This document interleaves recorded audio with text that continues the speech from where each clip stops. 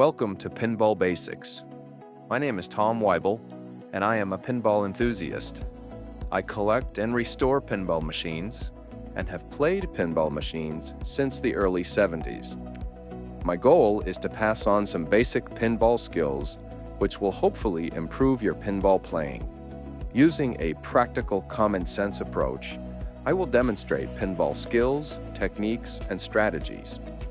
From this foundation, you can go on to more advanced levels of play. You can also develop your own style based on these fundamental techniques. Now let me tell you about the special features of this DVD. The topics are arranged in 8 chapters which you may study and re-watch if necessary to get the most out of them. To begin, I'd like to cover some basic aspects of pinball. Pinball machines have a rule card in the lower left corner. A quick review of this card and a careful scanning of the playfield is a good way to start. Having an understanding of the goals and the shots required to complete the goals is essential to higher levels of play.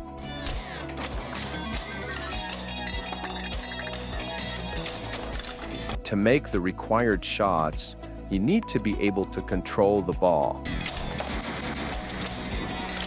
This will help keep the ball from draining and allow you to make your shots.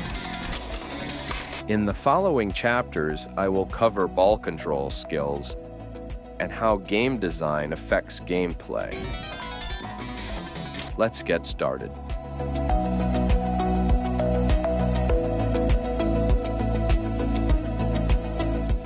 Aiming is important in order to play well. You need to be able to hit the targets and ramps that are necessary to complete the goals of the game, which will lead to higher scores. Better aim will come through practice and experience. Simple shots. A simple shot is when you shoot for something on the opposite side of the playfield from the flipper you are using. This is the most common shot, as the angle of the flipper lends itself to shooting at the opposite side. Generally, flipping nearer the tip will result in the ball going off at a greater angle and with more speed than closer to the pivot.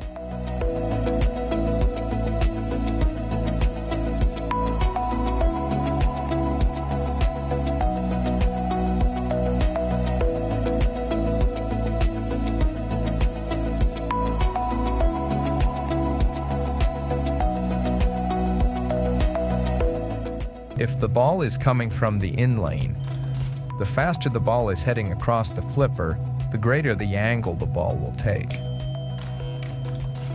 Backhand shots. A backhand shot is when you shoot at something that is on the same side of the playfield as the flipper you are using. This angle seems unintuitive, but many shots can be made this way.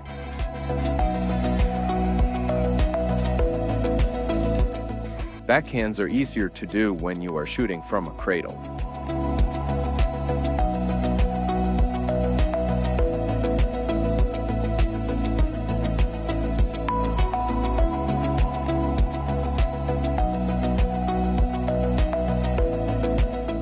Some shots which can lead to a drain due to the angle of the target can be safely made using a backhand shot.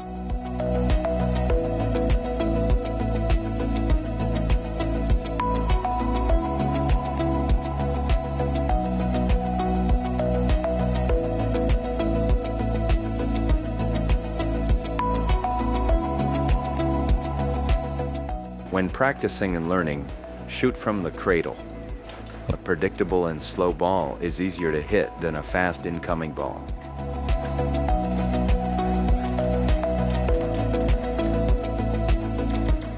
Cradle practice points to remember. 1. Hitting the ball closer to the tip sends the ball to the opposite side of the playfield, typically with more power. 2. Backhands are done closer to the pivot point.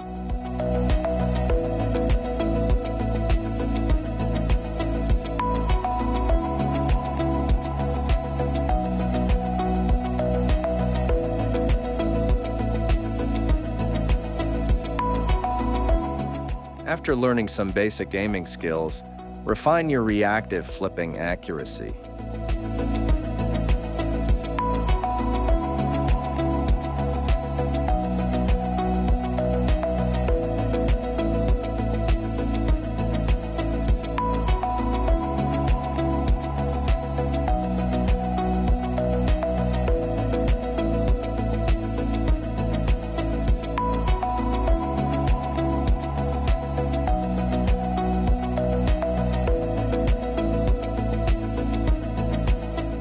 Reactive flipping is when you flip the ball without trapping or cradling first.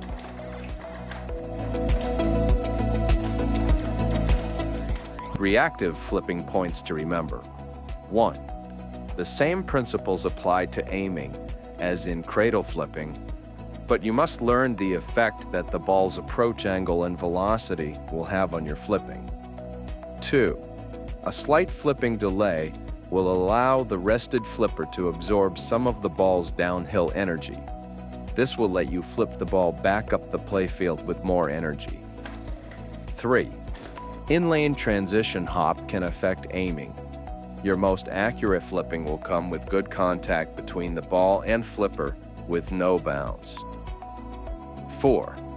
Interception flipping can work, but remember that you will deliver less energy to the ball.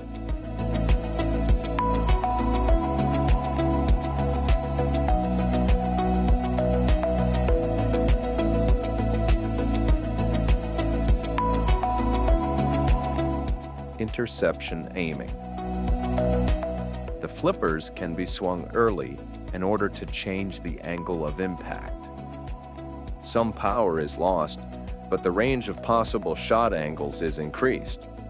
This technique can be used when time is of the essence.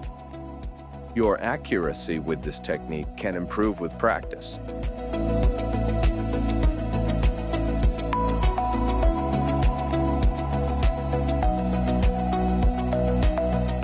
Flipper mechanisms vary greatly based on vintage, wear, and make.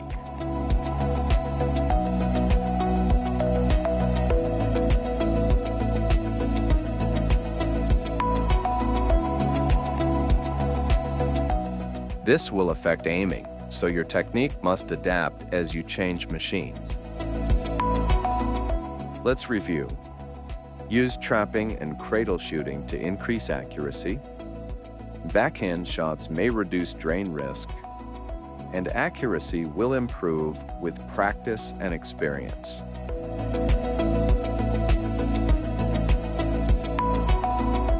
Passing can be used to make shots that are side-dependent and to reduce drain risk from bad angles.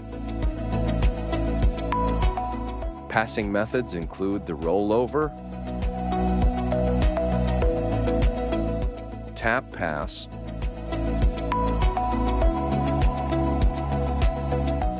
post pass, and the bounce pass.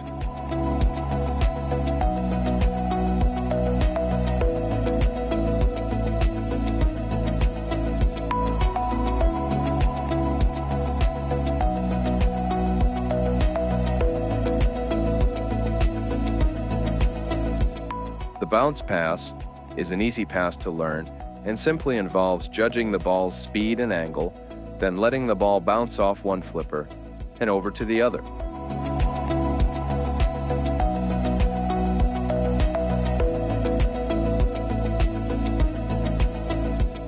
Often the resulting bounce is trappable.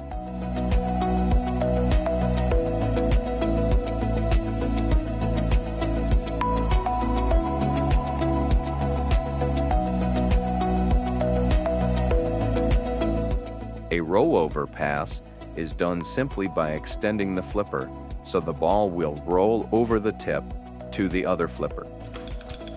To execute a rollover pass, you must be familiar enough with the machine to know how much speed is required to get the ball over to the other flipper.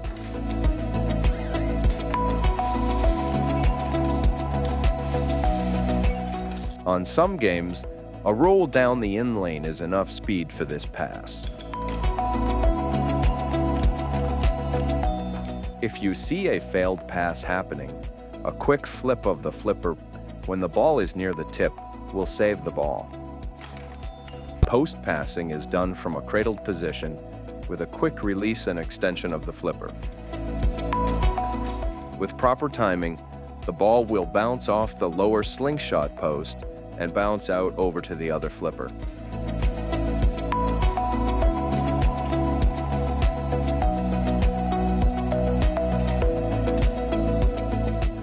Since post-passing technique varies with each machine, extensive practice is needed to prevent draining. Tap passing gets its name from the act of tapping the flipper button just enough to flick the ball over to the other flipper. This pass is much easier on older games due to the way the flippers are wired. I don't recommend this pass on modern games.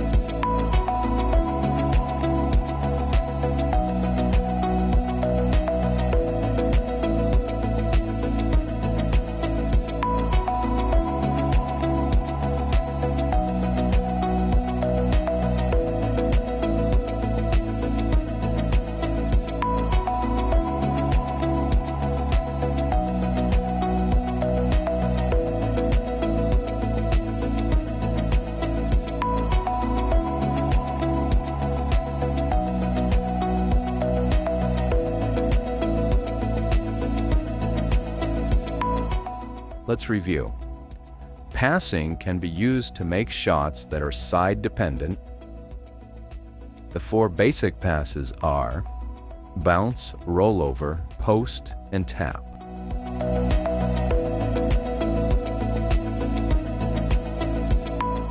Trapping or catching the ball is a form of ball control. It allows for easier aiming and multi-ball management. A simple trap can be done if the ball is moving slowly near the flipper pivot, but not yet touching the flipper.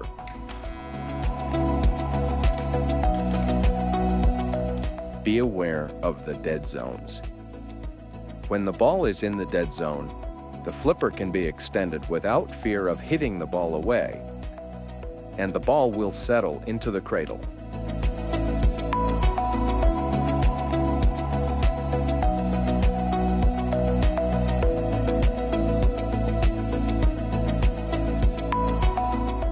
A simple trap can be done from the in lane on some games.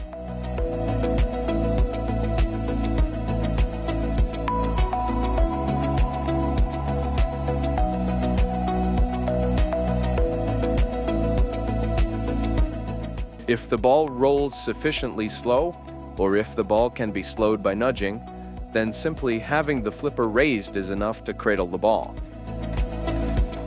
A subtle but effective trick is to give the ball a little flick if it starts to roll towards the tip. This will redirect some of the rolling energy upward and keep the ball above the flipper for a trap. A simple trap can also be done from a bounce, post, or a rollover pass.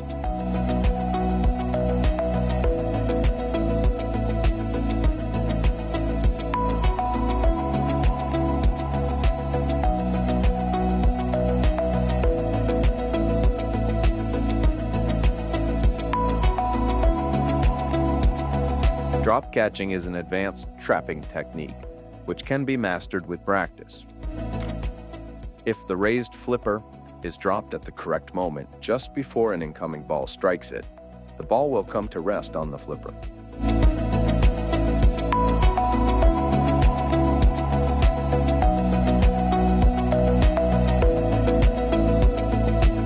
With more practice and the correct approach angle, the ball can be made to gently roll up the in lane and trap.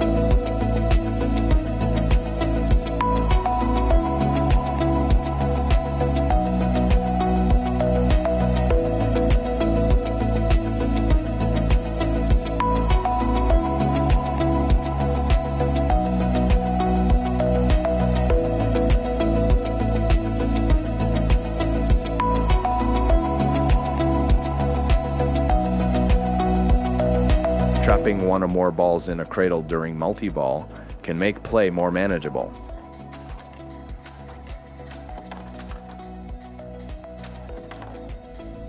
Hold one or two balls in a cradle and use the other flipper to play.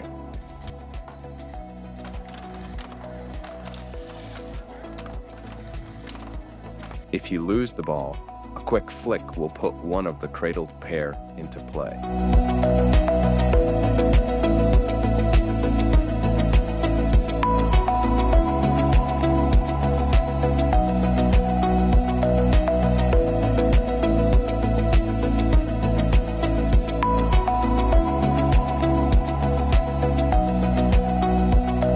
A cradled ball can be used to save a center draining ball.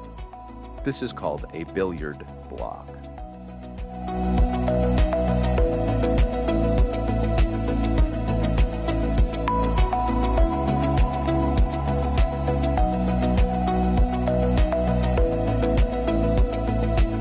Final trapping thoughts. 1. Trapping allows you to cradle more often to control the ball. 2. Trapping during multi-ball can extend multi-ball mode and make play more manageable.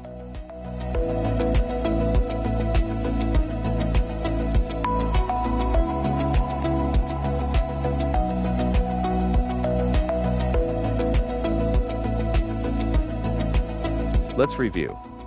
Trapping is a form of ball control which allows for better aiming and multi-ball management. Simple trapping and drop catching are the most common methods of trapping.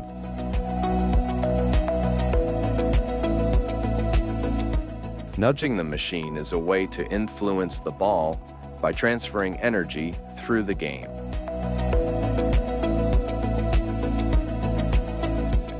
You'll be surprised how much you can shake and nudge a game after becoming familiar with the tilt mechanism. The tilt mechanism is a hanging plumb bob surrounded by a metal hoop.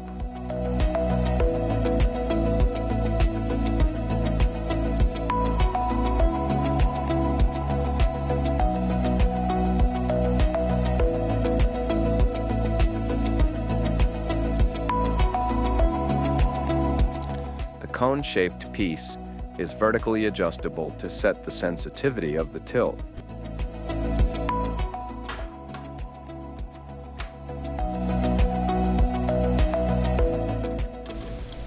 When the plumb bob is shaken sufficiently enough to touch the hoop, a circuit is made which leads to a tilt.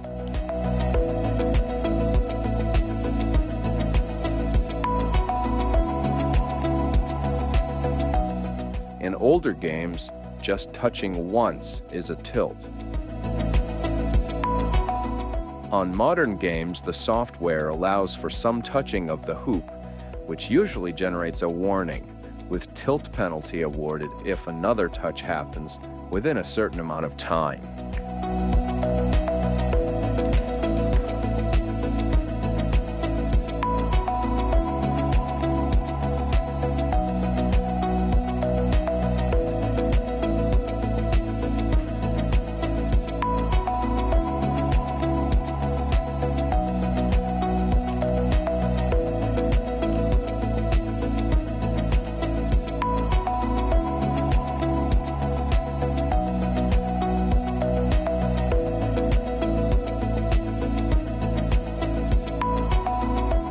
You can now see that shaking or nudging the machine with short motions will not be sensed by the tilt mechanism. If you grip the machine and shake it forcibly, as long as the shaking is short motions, you can get away with a lot. It is good to let some settling time pass after a hard nudge or shake to allow the pendulum to stop swinging.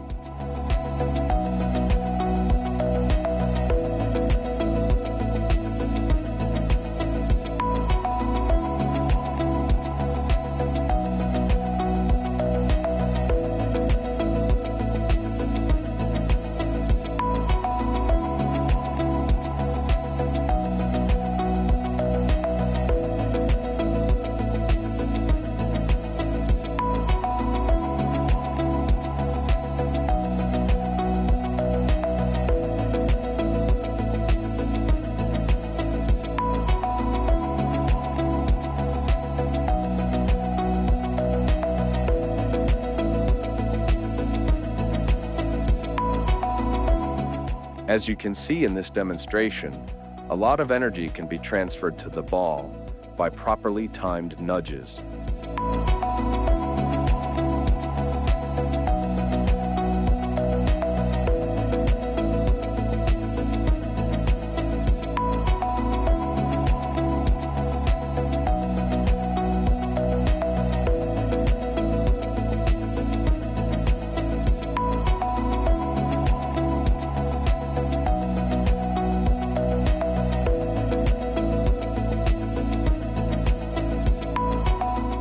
This technique also works to control the ball where there are multiple rollovers to complete.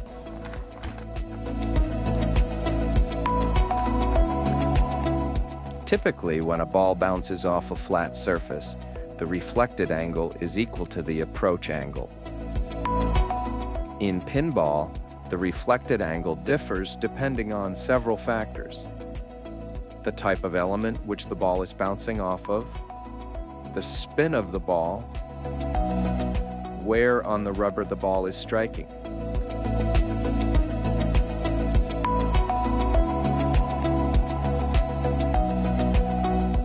Usually not much thought is given to stance, and everyone has their own style. One thing to keep in mind is that when you nudge the machine, you are generating force which relies on your body mass combined with your feet being firmly planted on the floor. An uneven stance might favor nudging in one direction, but not the other. Let's review. Nudging is a way to influence the ball by energy transfer. Become familiar with the tilt mechanism.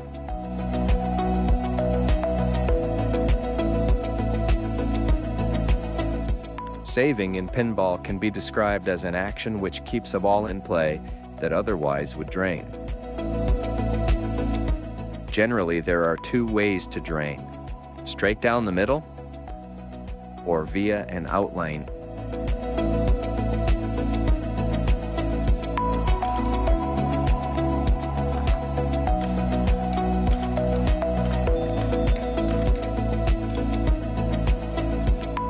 To save a ball which is heading down the middle at an angle, reduce the gap by raising the flipper if you think the ball will hit it.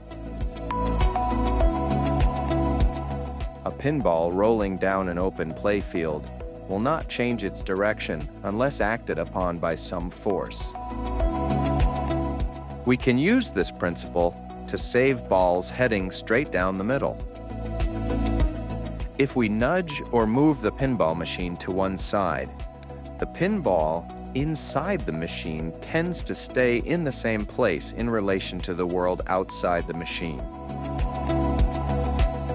This means that you can take the machine to the ball. Let me demonstrate this with a ball on a tray. The tray represents the playfield. You can see that when I move the tray, the ball tends to stay in the same place in space.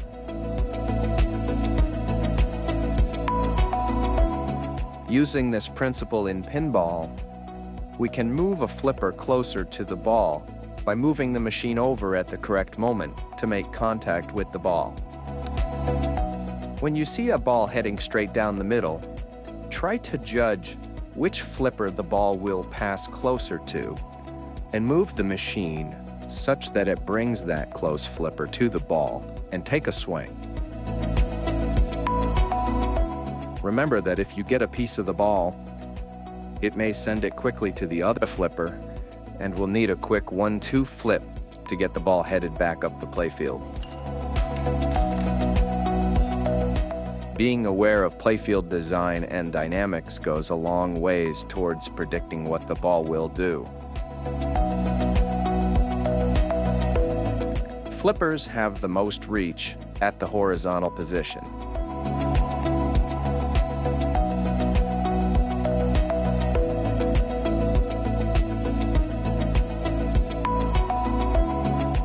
Time your flips so that you meet the ball using this principle.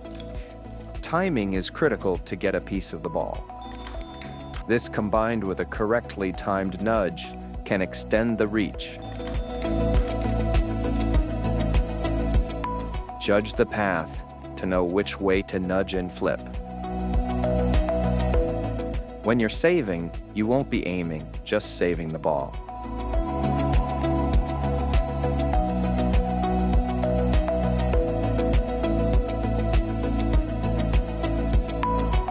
The slingshots, at first glance, may seem like an innocent device, which adds excitement to the game. In reality, they do, but they also are angled to send the ball outwards to the outlaying area. They increase the odds of outlaning due to their side-flinging nature. When you know these secrets, you will be more prepared. Typically, the outboard side of the outlane is wood. Wood absorbs energy like a sponge. When the ball hits it, the ball goes dead and drops down the outlane. The inlane is typically surrounded with rubber, which is very bouncy. The ball will not go down the inlane as easily. The rubber which makes up the inlane will bounce the ball to the outlane. Also, the inboard side of the inlane is higher than the divider. This also gives a heavy bias toward sending the ball to the outlane. Some games have a metal ball guide attached to the wood. This also worked well to absorb energy and make the ball drop dead into the outlane. Since the ball is heading towards the outlanes due to the action of the slingshots, the inlanes do not get a 50% shot at the ball. If the ball is bouncing on the slingshots, a technique to avoid the outlane area is to nudge the machine forward as the ball strikes the rubber. This will give the ball a deeper bounce into the rubber and add some recoil energy to send it further up the playfield. One technique which works well when the ball is heading towards the outlane area is to shake the machine with short, vigorous action to effectively narrow the gap so the ball will have less tendency of going into the area. If the posts contact the ball during shaking, it will tend to send the ball away. If the ball makes it into the outlane area, you can increase your odds of getting the ball into the in lane by shaking the machine whenever the ball is over the out lane and not shaking when the ball is over the in lane. Hopefully, the ball will settle into the in lane.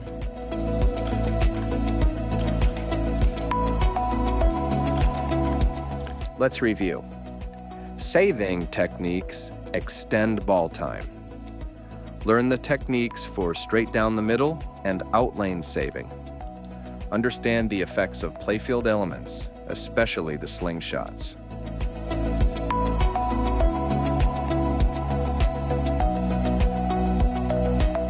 Trapping one or more balls in a cradle is a great way to control the action during multi-ball. This keeps the balls in control and out of the way so you can make shots.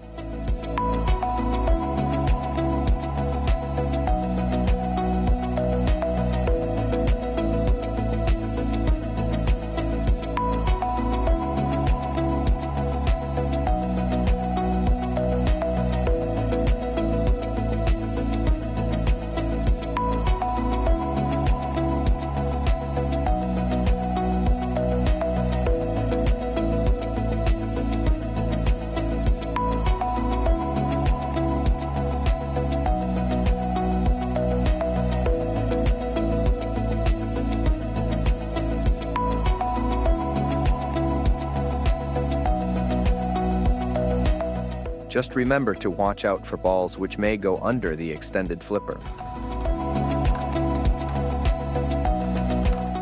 To put one of the balls back into play, if two or more are cradled on one flipper, just a quick flip will usually send one over to the other side.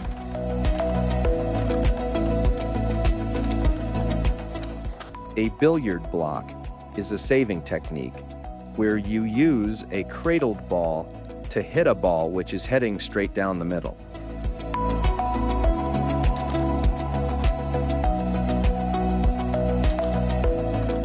Ramps, tunnels, scoops, and any area that the ball is detained in is a good place to shoot one of the balls during multi-ball, as this allows you to focus on the remaining ball so you can accurately and in an undistracted way make the required shots.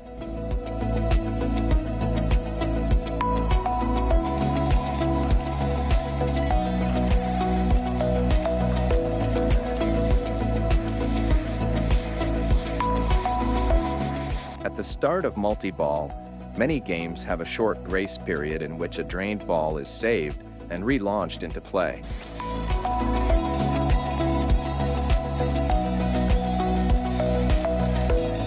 This time is usually indicated by one of the inserts flashing to tell you when the period is over.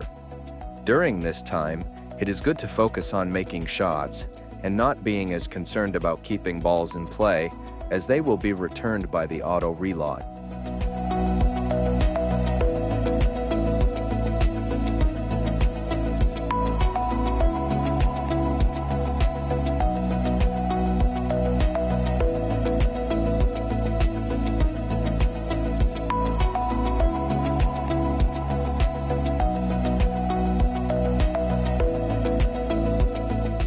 Let's review. Use trapping to control balls during multi-ball. Take advantage of holding areas and use billiard blocking to extend multi-ball.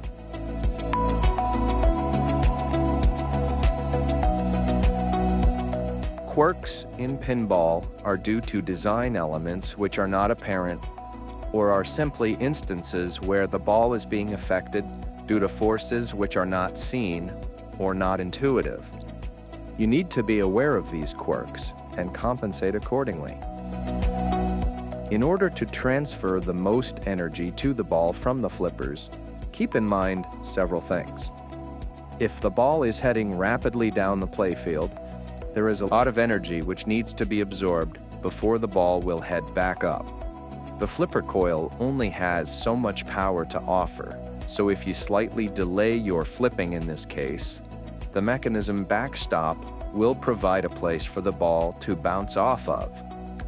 Then the flipper can deliver all of its power to the ball and send it back up the playfield with maximum power. This delay is very subtle in real time, but makes all the difference when you need maximum power to make a tall ramp. If you look carefully at the slingshots, you will see that typically there is an actuator which strikes the back of the rubber in the center and two switches on either side.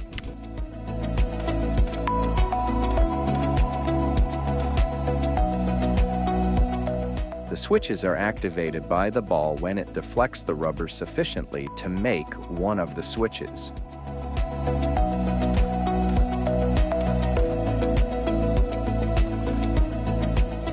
One thing to be aware of is if the ball strikes the slingshot near one of the two posts, the rubber may not deflect enough to activate the switch, and the ball may bounce off in a manner that you did not anticipate. Often, flipping depends on anticipation, especially near the flippers, due to the close proximity to the slingshots. An unexpected bounce due to the sling kicker not actuating could mean a sudden drain. Be aware of how the slingshots perform when the ball strikes them at different angles and locations.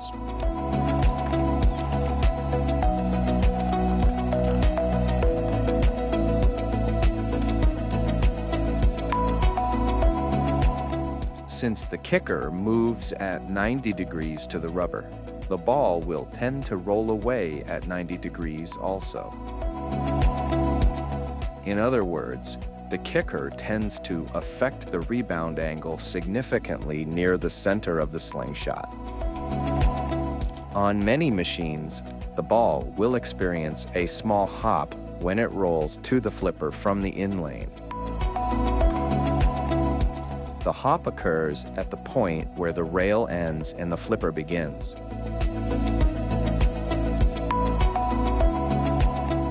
If you flip the ball during the hop, it may affect your accuracy.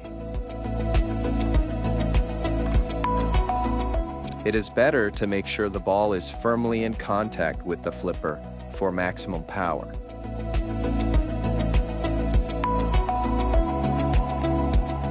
Let's review. Learn how unseen factors or seemingly innocent playfield elements affect gameplay. Understand how flipper power affects shot dynamics. Make no mistake, the designer of the game is concerned with keeping your game short and the cash box full of coins, so anything which appears innocent yet reduces ball time is bad for the player. The desired impression is that the game is designed fairly, but in reality, it is not. This keeps you thinking that you just had bad luck and another game will go your way. You must play knowing that these design elements are working against you, and you must compensate to overcome them. Be aware that the slingshots are angled to increase the odds of outlaning.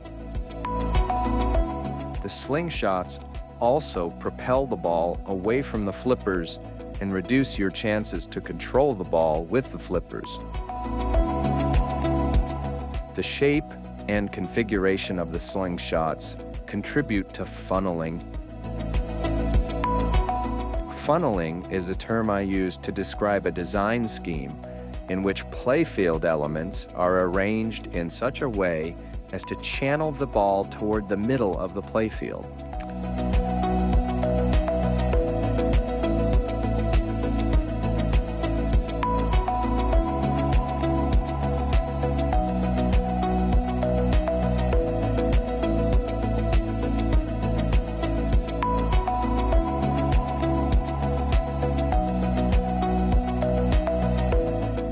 Slingshot kicker mechanisms work by the ball deflecting the rubber sufficiently to activate one of the two switches, which in turn activates the kicker to propel the ball away. Nudging can help deflect the rubber more if you want the switch to be activated.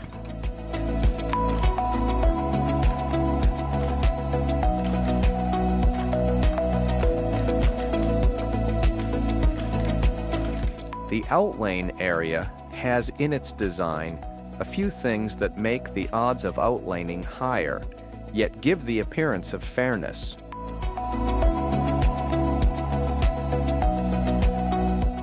Since the size of the outlane and inlane at a quick glance appear to be the same size, the actual odds of the ball going down one or the other is not 50-50.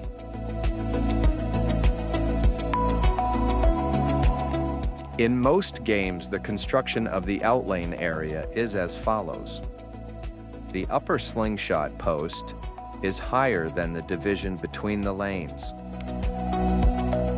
This rubber-covered post will tend to bounce the ball away and towards the outlane. The outer wall, which comprises the outlane, is usually wood. Wood absorbs energy from the ball and will promote the ball settling into the outlane area. Sometimes the outlane wood rail has a metal guide, which also absorbs energy, and the curvature helps to direct the ball down into the outlane.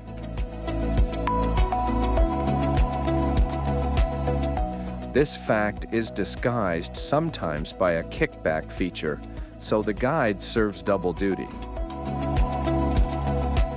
Remember, the ball arrives to the area from the center and traveling outward, so since the ball is heading right for the outlane, odds are good it may just go right in and not even hit any posts.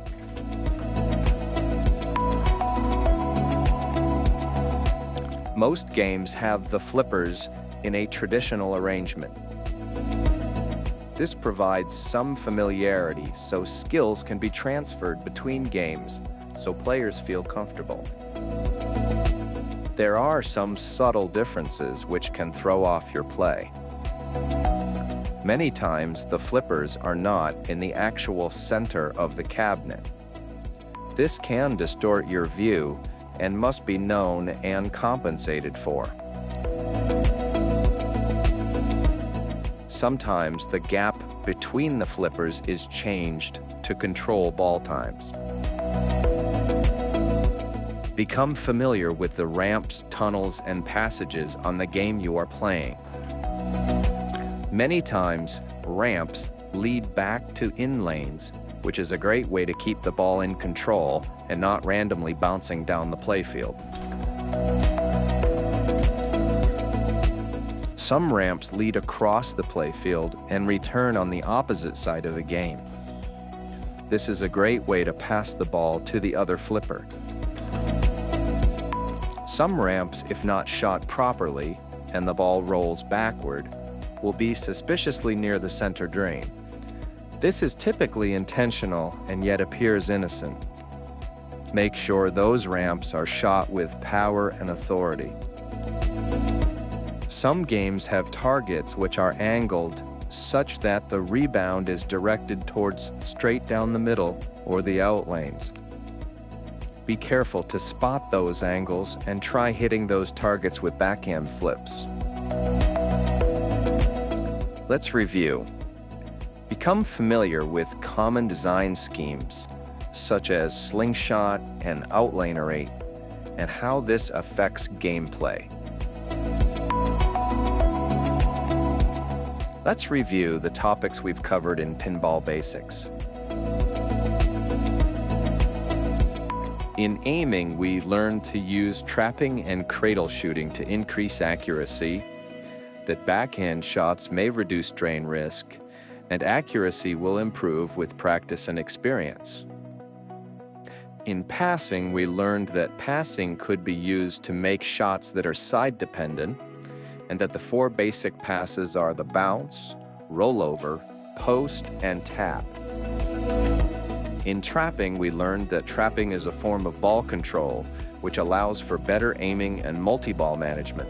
Simple trapping and drop catching are the most common methods of trapping. In physics, we learned that nudging is a way to influence the ball by energy transfer and to become familiar with the tilt mechanism. In saving, we learned that saving techniques extend ball time, and to learn the techniques for straight down the middle and out lane saving, and to understand the effects of playfield elements, especially the slingshots. In multi-ball, we learned to use trapping to control balls during multi-ball, and to take advantage of holding areas and use billiard blocking to extend multi-ball. In quirks, we learned how unseen factors or seemingly innocent playfield elements affect gameplay, and to understand how flipper power affects shot dynamics. And finally, in layout, we became familiar with common playfield design schemes, such as slingshot and outlane arrangement, and how this affects gameplay. I hope you enjoyed watching Pinball Basics and learned a few things about playing pinball. Keep on flipping!